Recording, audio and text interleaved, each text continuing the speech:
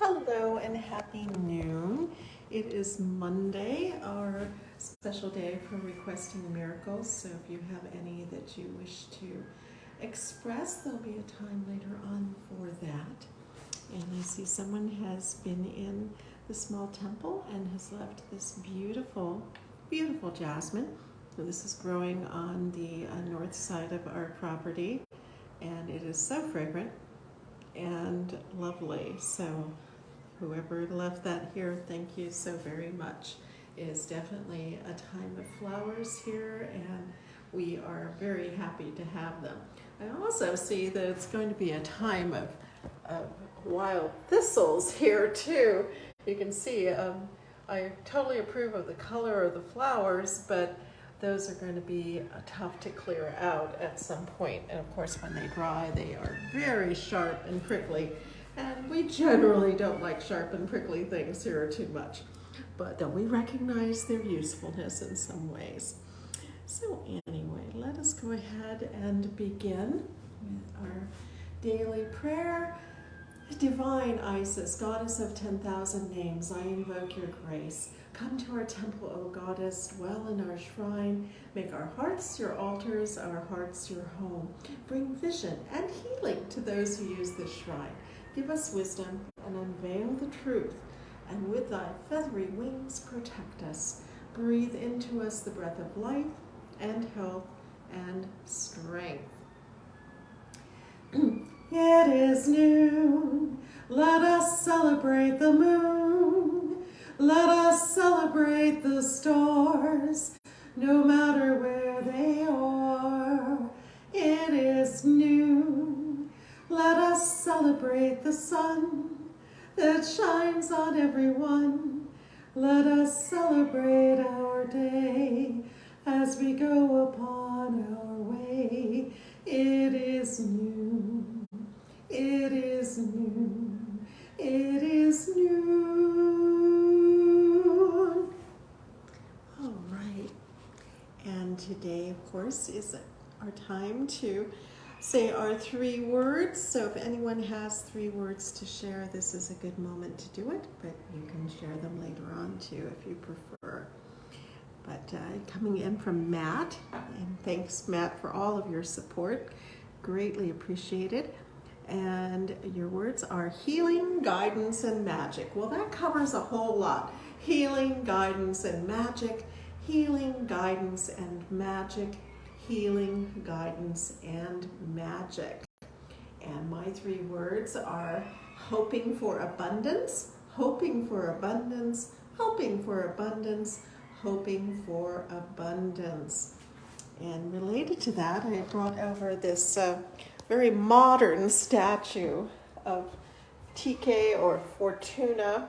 It's kind of a combination of things. You can see you have, as her crown, you have the city crown, and that comes from a number of different ancient goddesses, usually associated with Kybele, but there were other city-state goddesses that would also have the mural crown, which comes from the word for wall. So you've got that mural crown. And here, of course, you have the cornucopia. And this has been very much modernized. This looks like the more, modern Chinese goddess of fortune approach, because it has actual coins coming out. Usually the cornucopia would have fruits and vegetables and just, more physical abundance rather than the mode of getting that abundance being purely money. And you can see on her chest there's also a solar disc, a face of the sun, which is interesting too. And she's blinded like justice, but in this case it's the idea that fortune is blind. I'm not sure if that's totally true, but that it's, doled out sort of randomly. So it's interesting. But anyway, I just wanted to share that statue, one of many that we have here, and give you an idea. Someone has put unusual money. That's a $2 bill there, which in just popular folklore indicates good fortune. So many people carry a $2 bill or some other thing that is a little bit unusual in terms of the denominations. You may find if you look at the many quarters that are available now, you may find that some of those might have some talismanic action. They depict, things like, images from our national parks, or things that symbolize a specific state, and so on. And some of them are really quite amazing. Maya Angelou, the famous poet, has a quarter now. And the way they have her, it almost looks like the wings of Isis. So I've been collecting those as they come into my hands. So, all right, let's go ahead. Yes, miracle, money for us all. Let's have that abundance. And now let's honor the directions. Let us honor the east, element of air with the winds ever blowing.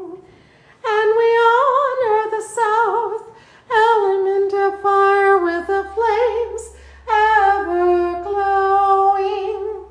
And we honor the west, element of water with the rivers ever flowing. And we honor the north, element of earth with the seeds ever growing. And we honor the spirits above and below with the wisdom ever knowing. And we honor our bodies both without and within with the love forever showing. For we come into this world with all these gifts and more, our very own special essence. Let us thank the goddess for that which she bestows.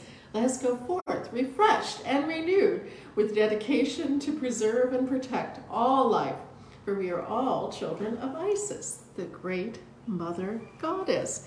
And I see Matt is mentioning that there are bats on some quarters. Yes, and there are many other beautiful birds depicted. And really, if you start looking at your pocket change, it can be what one of my teachers, Robert Moss, calls a great sidewalk oracle, in that you can get some information and get the stimulus to look at things a bit more divinely, literally by looking at what's in your pocket now that they're so diverse. So it's kind of fun to play around with, and you may enjoy it. And if you find a coin that has one of those pictorial backs on it, that may indeed be something that you want to pay special attention to in terms of what the symbology might be. So, all right. And as I mentioned before, today is our special day to request miracles, and I think a lot of us are requesting the miracle of abundance, which is always welcome, whether it is in goods or having all your needs met, or if it's just plain financial abundance.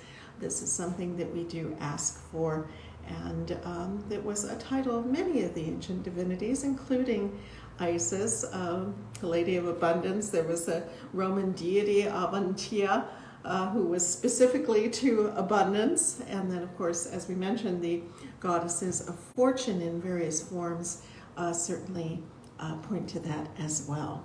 So God us bless that we may all have abundance, and that may be abundance of healing or abundance of support, as well as the day-to-day mundane abundance that we all need to keep on going. So Goddess bless. All right, are there any other requests? If so, please go ahead and put them in the comments, and we'll be glad to state them. So let me go on, and we will be reading from the 42 Ideals of Ma'at, which I think we are at number 7, which is a good one. They're all good ones, of course, but some are, you can't help but have your favorites. This one is number 7 today, and it is I Live in Truth. And before we get going on that, I just want to read off Matt's comment. The god Cernunnos is also associated with abundance and wealth as well. Yes, we're very fond of Cernunnos, the horned god. So goddess bless. All right, so I live in truth. I live in truth. I live in truth. And Lady Lorianne writes, if you can approach everything with the concept of reaching the very most perfect nugget of truth, you will be on your way to living a righteous life. I like the way she's saying nugget of truth. We often hear about the kernel of truth, but why not nugget of truth? Truth is different for all people, she says. Respect the truth of others, but know your own truth, as written on the walls of the temples in ancient Egypt. Know yourself, know your heart, know your soul, and know your purpose. These tenets will surely help you throughout your entire life. Your truth can be malleable and change from time to time according to the experiences you have. Be open to finding new truths and accepting the truth of all people. Contemplate what is the most truthful path to follow as it appears before you in whatever manifestation it may take. Be open to change, and remember, the truth shall set you free. I'm not sure if truth changes so much, but it certainly expands. And it's kind of like, when we're in elementary school and we get taught, Columbus sailed the ocean blue in 1492, and you're taught, Columbus discovered America. And then about, maybe 4th or 5th grade, you hear about the Vikings. Well, they kind of got in there first, and then later on you may hear about different theories of the way that the land was settled, and the ancestors of the Native Americans coming over the land bridge into North America from Asia, and all these things in a sense are true, but are they the fullest truth? Are they the most inclusive truth? Probably not. So it's always good to be open to having that larger perspective on truth. And it can be more complicated. It's very comforting to have, this is the fact, and I absolutely cannot be wrong because this is the fact. And in some cases, you can do that. Their facts are good, but is it everything? And it's always good to be open to expanding your mind and expanding your understanding and accepting these additional dimensions that continue to make that truth, as Lorianne would say, the very most perfect truth. So, if that in fact completely exists. So, all right. Is there anything else that we should be dealing with today? Anything else to which we should attend, as I like to say? If not, I will go on to our close. As always, we give great thanks to our guiding light, Lady Lorianne Vanier, for all that she established and for which we strive to continue. And to all of our teachers, among them Lady Olivia Robertson, her brother Lord Strathlock, so many other writers and guides and people we've met on the street that have provided us with exactly what we needed to hear at that moment. We give our thanks for all those who have participated in what we hope is our true and genuine enlightenment. And to the gracious goddess Isis, in whom all things are possible, we give our thanks and ask your blessings. And to each and every one of us for all that we do, both here and in the world. May our efforts be blessed. May our results be abundant. And may we go forth from this rite refreshed and renewed.